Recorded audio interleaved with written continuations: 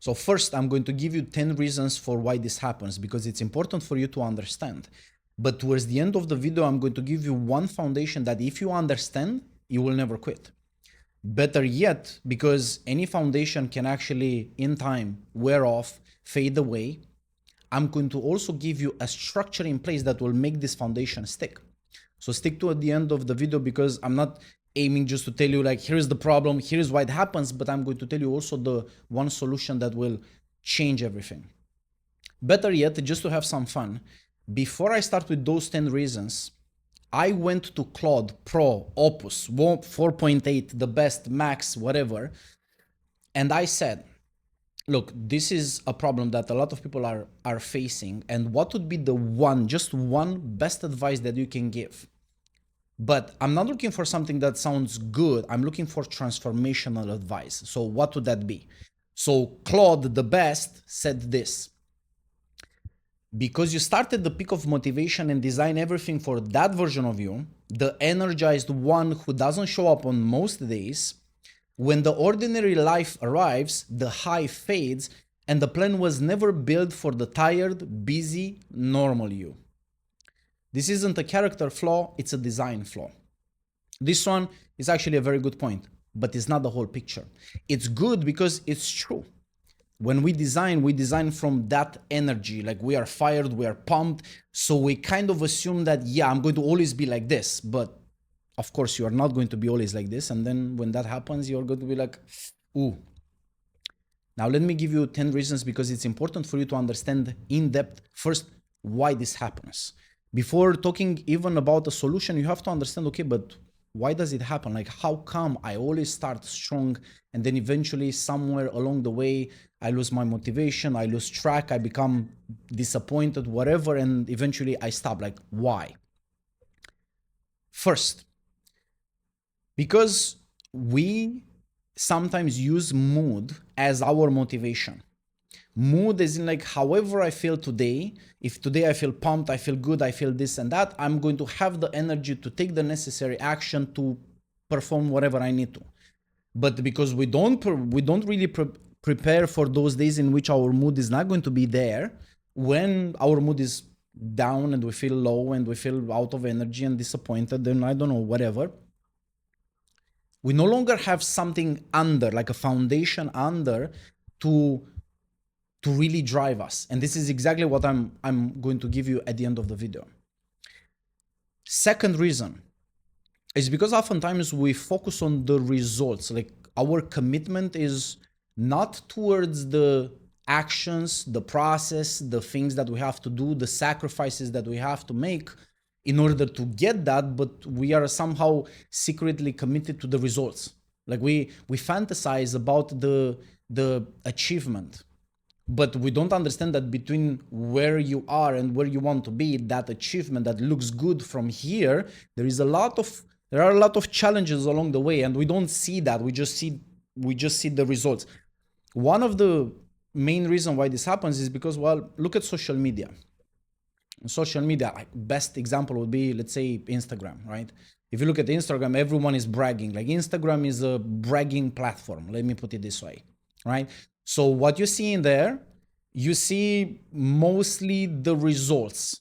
And not to say that some people actually don't even have those results, they're just faking it. So that's even worse. You think they have it, but they don't. No matter what, the problem here is that we fantasize about what they have. Like, oh, look at these people. Oh, they look so cool. They have this, they have that. I want that. And the results are the one that make us to start, that gives us that initial momentum. And that's the problem, because, well, we focus on the wrong thing. Third, you didn't plan for the obstacles. When you start any project, because your priorities are set wrong, you didn't plan for the obstacles. You planned for the everything going right. Like, you start something, you go like, okay, I'm going to do this and that, and this is my strategy, and I'm going to achieve this and that, and steps and milestones and key metrics and key performance indicators. And eventually, when an obstacle comes along the way, this was not in the map. It was like, this was not, I didn't prepare for this, right? And that's part of the same thing, is because you don't really focus on the journey, the whole journey, which also includes obstacles. Reason number 4, just another 6, and then we get to the foundation. Novelty wears off. You see, at the beginning, we get some sort of pleasure from the element of novelty. When you start something new, that's cool. It's just, it feels good. It feels good to start something new.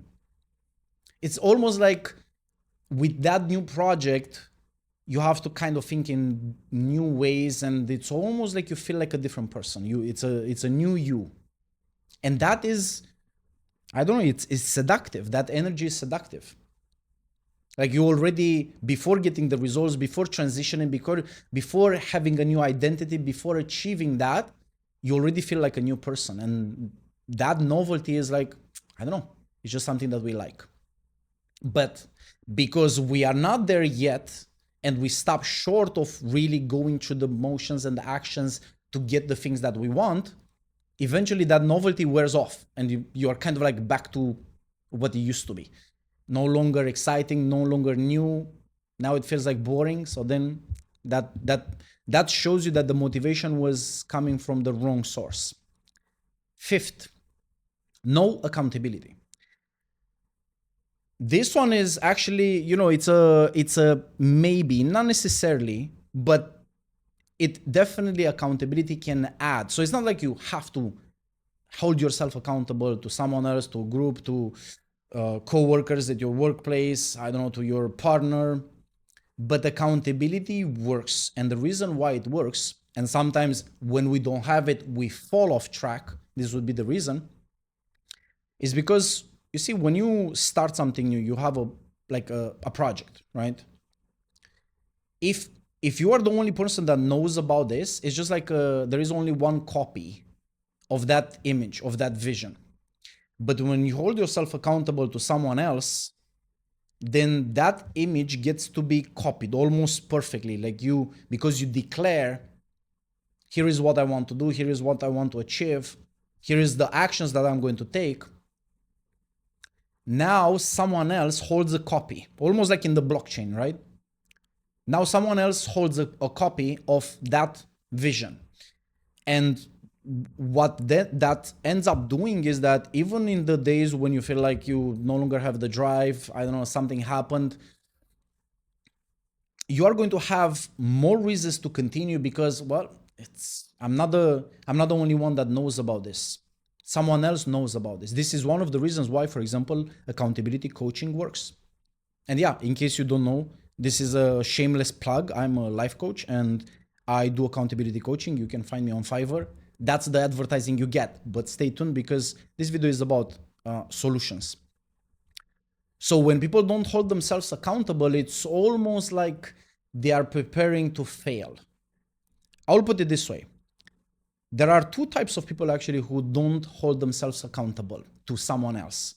Either the people who are like so strong and so determined that they know they're not going to fail. So this is like, hey, I don't need this, which is fine. Either the people who, and this is most people, who secretly are preparing to fail. And when they do, knowing that nobody else actually knows. It's just, I promised, I said I did, I promised with myself, nobody knows, so that's fine. Nobody else is going to judge me for it. But like I said, like I shared I think in a previous video, that's not even true.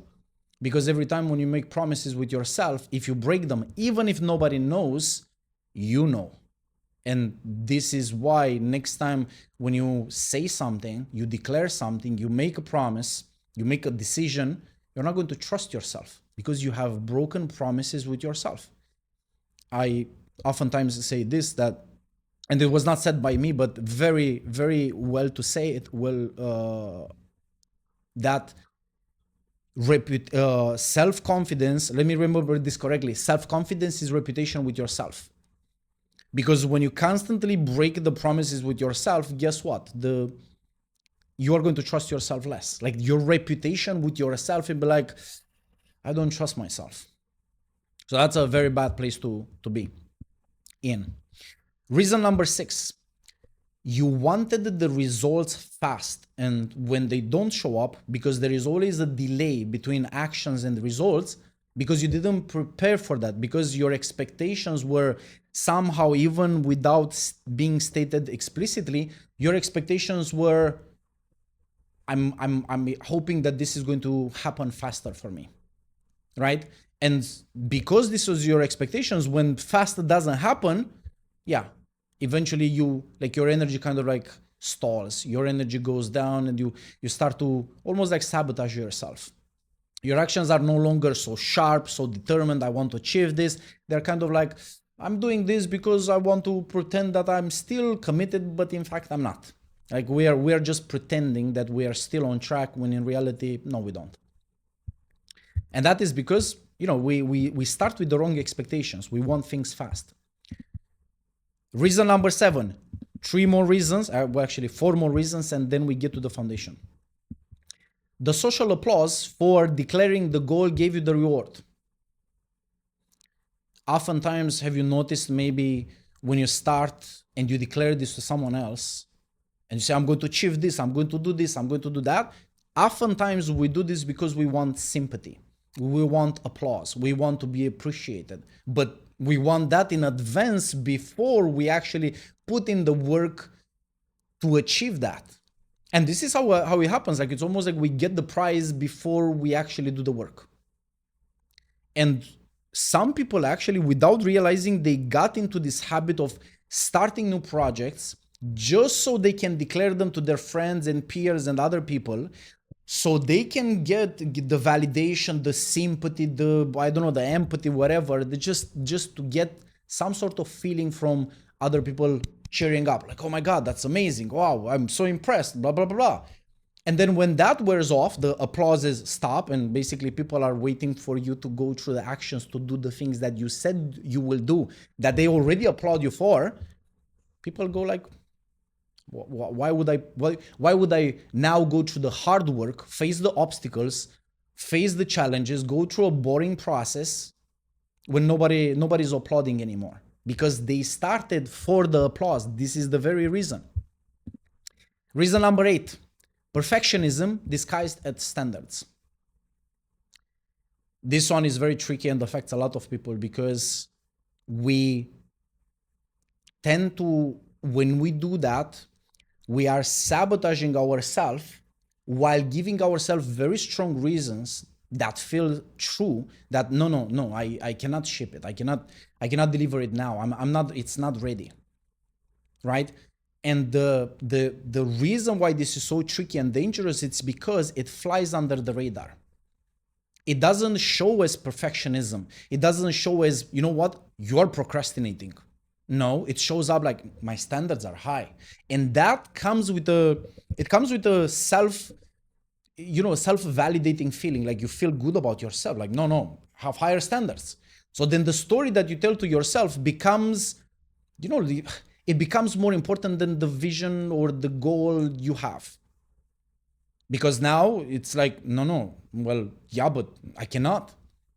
And you see, when we don't step back to see this, it feels true and it feels good. This is why so many people fall for this. Reason number 9, connected to the reason number 8, is that you spend your willpower on deciding and planning. This is another form of perfectionism. But now the perfectionism is not into the shipping the product, delivering, like having like a finite thing that you want to bring to the market or you want to bring to the world. No, now the perfectionism is spent on the stage before, where before you start, you have to plan and strategize and think, no, but wait. And you try to kind of like map out in your mind the whole journey. And this never works.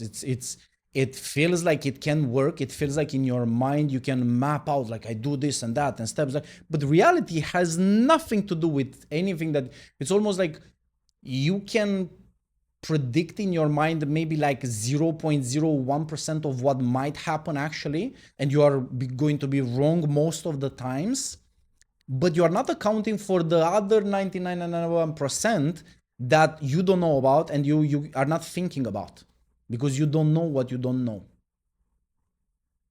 Like, this is the tip of the iceberg. You just sip the tip of the iceberg and be like, oh yeah, I understand. I'm like, no, you don't. No, you don't. The only way that you can understand is actually do plan, do strategize. I'm not saying just like start like aimlessly, because that will make you to waste a lot of energy in the wrong direction. But make sure that the planning and the strategizing is with the aim of actually starting, and is not with the aim of constantly just working and reworking the plans.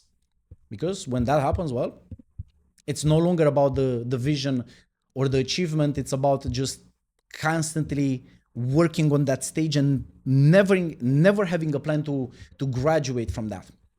Reason number 10, and the last one before the foundation. You try to be a different person in the same surroundings with the same habits. You see, when you start with something like, let's say, a new project, if it's big, if it's audacious, if it's something that scares you, if it's that important, chances are that in order for you to achieve it, you are going to some degree, you're going to have to become a different person. I will say it again. You will have to become a different person, because it's a different person who has or has achieved that, right? If you don't believe this, think about the times in your life where you started something here, and then you end up here maybe a few years later.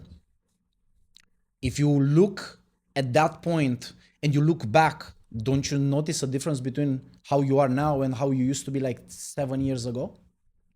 That's because at this point in time, you have went through a lot of challenges, you have overcome a lot of obstacles, you have learned a lot of things, you have upgraded yourself, so that in time turn out to actually validate that, yeah, you can have this. Like, these results, this achievement is yours because you went through all that process of transformation. Because the process of achievement is a process of transformation.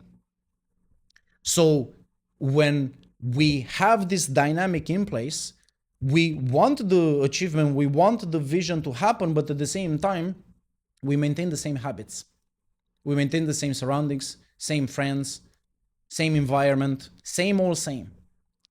But from our perspective, it doesn't look like that. It looks like, oh, this is my life. This is who I am. But we don't realize that our habits and our environment and surroundings actually become the limit, become those invisible walls that you kind of like, you bump into them, but you don't see anything. And it feels like, I don't know, like for some reason I'm stuck here, but I don't know why. Well, it's because you are the same person, but you have to become a different person. And now we got to the foundation. This is what you have been waiting for. So in case it's not already obvious, I'm going to tell you what is the solution to all of this. And I'm also going to tell you why it works or how it works. And towards the end of the video, we are going to talk about the structure, how to make this foundation stick. First, in order to understand the foundation, if you did not see it yet, although it's kind of obvious, I will start with first the problem here. The problem in all that I have described is this, is that we, to some degree, we chase shiny objects, and shiny objects by definition, they wear off fast. Like their effect wears off fast. Think about a shiny object, like literally shiny object. It's like, let's say that you are just like this and something is shining on the peripheral vision, right? It grabs your attention, you turn away and go like, huh, what is this? Like you are paying attention to it. The moment when you do that, the shininess kind of like captures your whole focus. And you are focusing on it, and then we're like, oh, okay, I see what it is. Sometimes whatever you see, that shiny thing might make you to want it. Be like, oh my God, that's amazing. Wow, it looks so good. It's like look how shiny it is. I want it. But eventually, it's going to wear off, because what attracted you in there is not something really personal to you. It's just something that seduced you. You are seduced. You're not really, it's not like something that you deeply care about. It's just like something that you want. It's almost like a selfish desire. And of course, those are going to wear off. So without any further ado, What I'm proposing that is the solution to all of this is actually having a strong vision. I know I mentioned the word vision in this video multiple times, and this is exactly why. Because when you have a strong vision, you are going to have something that you aim for, and then none of the obstacles that I mentioned, like the reasons why, the 10 reasons I listed for why most people actually quit, none of them will happen. And I will tell you why. But before I go through this list and tell you how it works, let me explain what's the difference between a vision and the strong why. Because sometimes people get this confused. They say like, oh, you need to have a strong why, as in like a strong vision. Well, not necessarily, because a strong why is exactly that. Strong reasons to achieve or to want or to desire or to pursue something. But guess what? Because we are storytelling creatures, we like to tell a lot of stories to others and more importantly to ourselves. We can always fabricate a strong why. No matter, even the person that their goal is to just become rich and buy a Lamborghini and have like a, I don't know, like a villa with swimming pool and a lot of money, they have a strong why. In their mind, they feel very strong about it. And the reason why this is important, here is I want to make a distinction, because before we get into the framework, how to hold it in place, is that a strong vision is not a strong why. A strong vision is something that connects with you deeply on a personal level. And usually, like, the distinction between shiny objects and the strong vision is that a strong vision arrives to you gradually in life. You kind of like realize over the course of months and more probably over the course of years, things about you, things that you care about. While shiny objects, they grab your attention very fast and they make you to want them. You see, a vision is something, it's about something that you care, while a shiny object is about something that you just want. You see, I want this, I care for this. And when you understand that shiny objects arrive fast while visions arrive slowly, then you start to kind of like see the difference. Because, you know, shiny objects, they never announce themselves as shiny objects. Everything advertise themselves, like even shiny objects advertise themselves as, this is a vision, you should pursue me, like it's you, it's like you should want this. But in reality, when you look at those two factors, did it arrive fast, grab my attention fast, that is going to wear off. Did it arrive slow? Is it connects with something personal to me? Do I really care for this? Then that's a strong vision.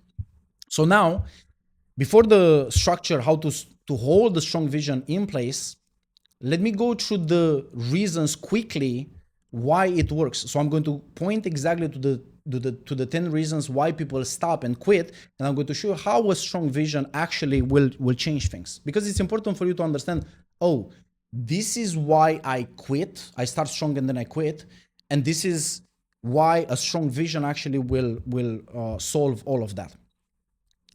Mood, for example, this was reason number one. Mood won't matter. That's the point, where when you have like a strong vision, how you feel on a daily basis, you might feel down, you might feel depressed, you might feel sick, you might feel tired, you might feel low, whatever. It doesn't matter, because the strong vision is still there. And that, like, pursuing or advancing towards that vision doesn't matter, doesn't really account for, or it actually totally accounts for any kind of mood.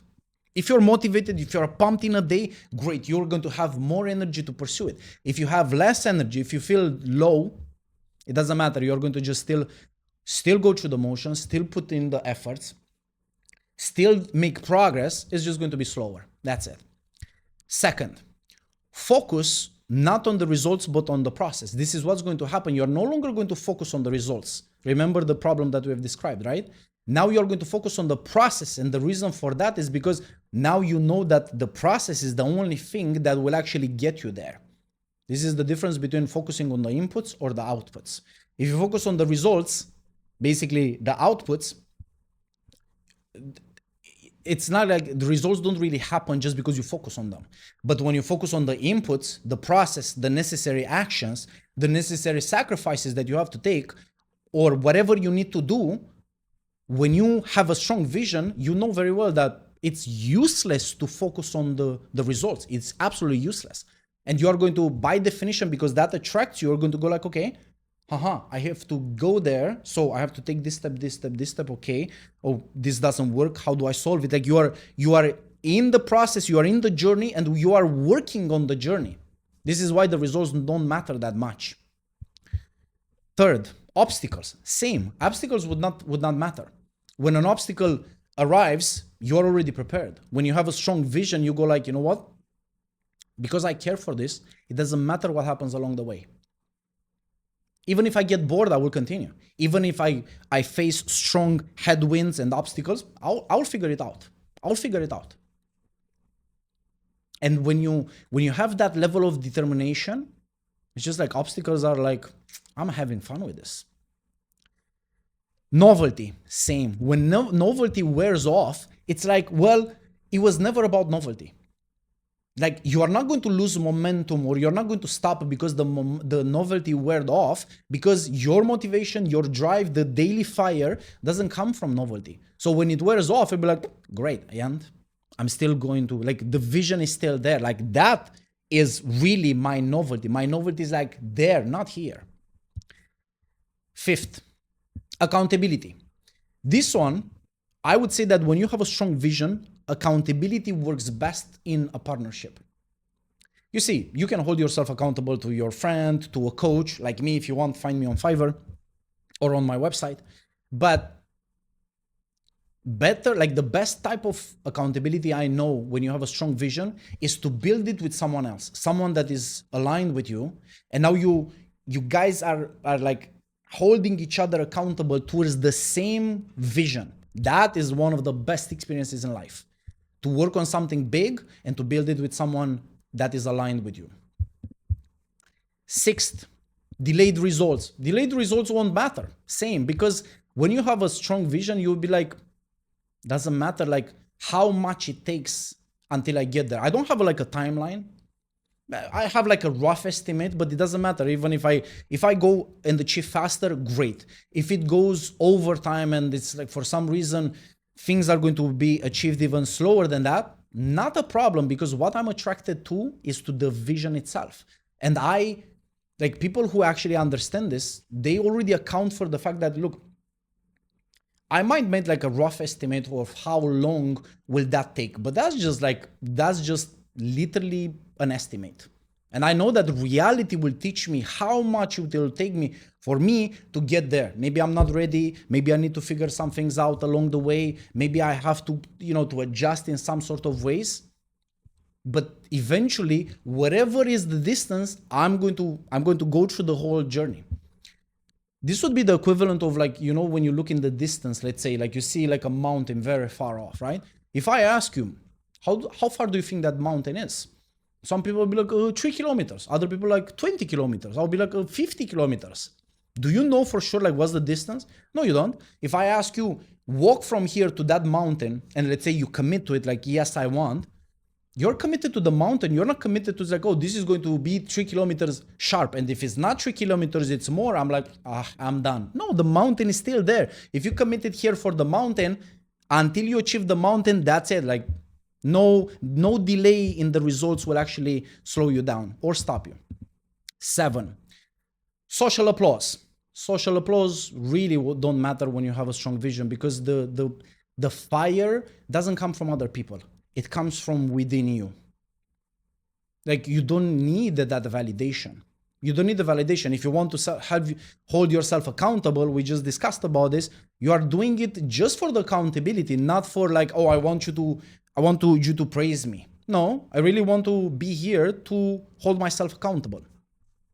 And then social applause would be like, yeah, if people would really cheer you up, that's a bonus, but it's not the main course. It doesn't matter. Cheer up or not, people be against you, it won't matter, because the vision is the one that really matters to you.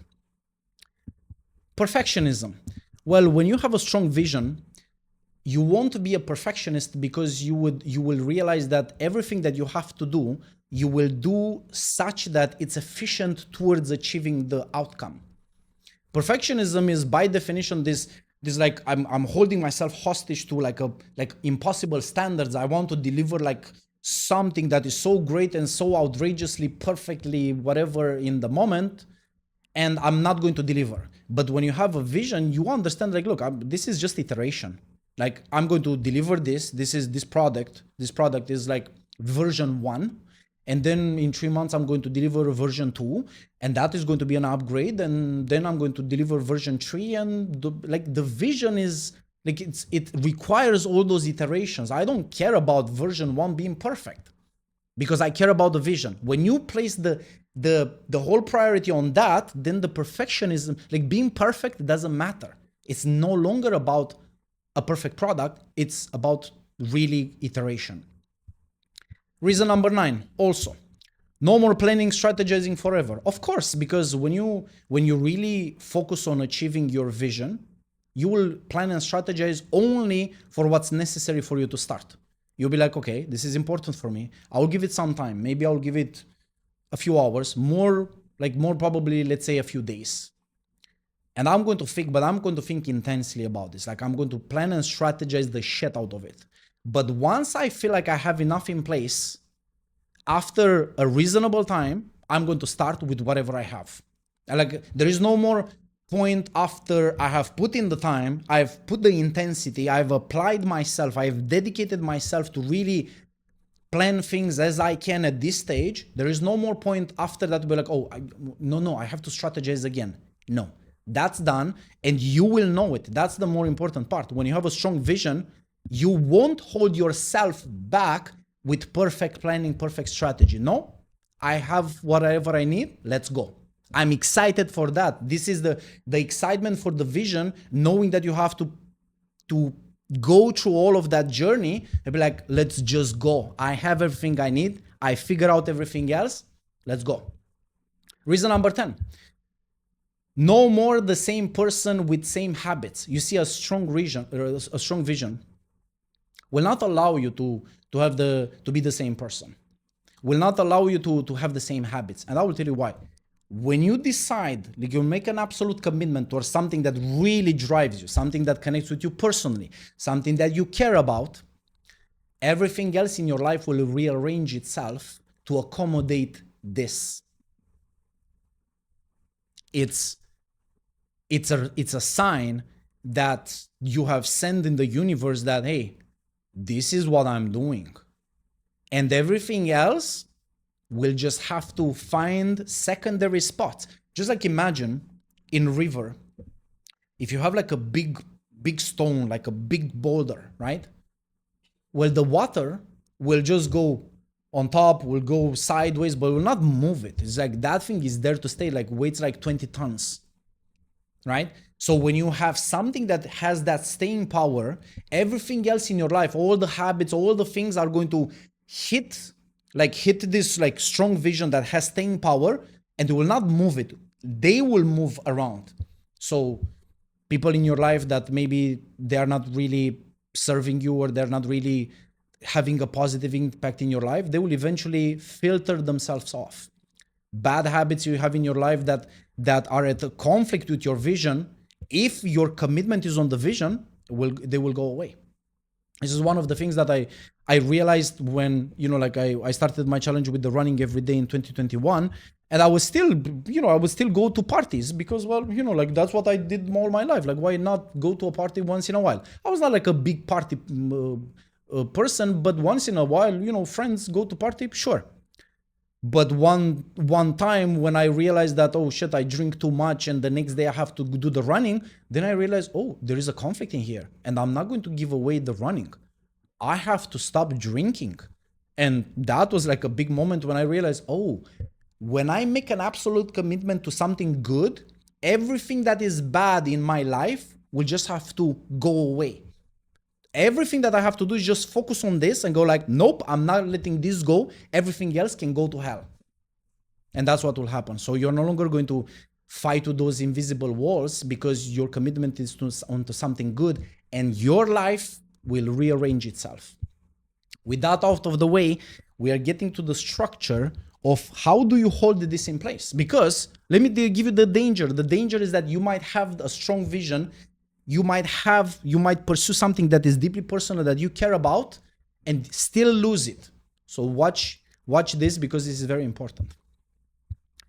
So the problem here, vision, like anything, can fade. And this is the sad truth about this, is that you might have something good and still lose it. But what I'm going to give you now is exactly the solution to that. The solution to not losing your vision is having a daily process where you reconnect with your vision. You see, the reason why this is important is because your vision drives you. There is something in there that connects with you personally, deeply. And when you don't connect with it, therefore you no longer feel the fire, you no longer feel the drive. So the solution to that is like, put in place a structure on a daily basis, maybe on a weekly basis, but I would definitely recommend on a daily basis, to reconnect with your vision just for a few minutes, okay? I woke up, what is today? Okay. You reflect a little bit about your day, and then you reconnect. So what's my purpose? What am I achieving? Where am I going? When you reconnect with this every day, you started that fire, you don't let it die out. And then one more time, when you reconnect with it, you go like, you feel like, I'm ready. Just for an example, imagine this. Imagine you have a car and you have the fuel tank, you have the engine. But what connects the engine to the fuel tank? You know, where the fuel is, that which fires the engine. It's the fuel pipe. The fuel pipe is that connection that it has to be, it has to work perfectly. It doesn't have to be clogged. It has to be, clean. So then the way this works is that every day when you connect with your vision, you are drawing, you are sucking fuel from the fuel pipe to the engine, so you get the energy, you get that fire starting, right? The problem is like when you don't connect with your vision, it's almost like the fuel pipe it's cut. So therefore you have potential in the fuel tank, but the engine goes like, well, there is no fuel. The fuel is exactly that fire, but you have to draw it through the connection. So that's the daily process I'm talking about. And also there is one more very important element of this framework for you to hold that vision in place. And it's this. When you take the daily actions, you might be committed towards the vision, you get every day the fire, you take the actions, but if you don't evaluate the results coming from your actions, over time, although you are still taking the actions, you have, without knowing, you have slightly shifted course, shifted direction. So you know your vision, you still take the action, all good so far, but because you're not evaluating your actions, you're not adjusting based on the feedback that you get from the actions, your aim, without knowing, it's shifted. So you think, oh, I'm achieving this, I'm heading in that direction, but in reality, not really. You have slightly shifted.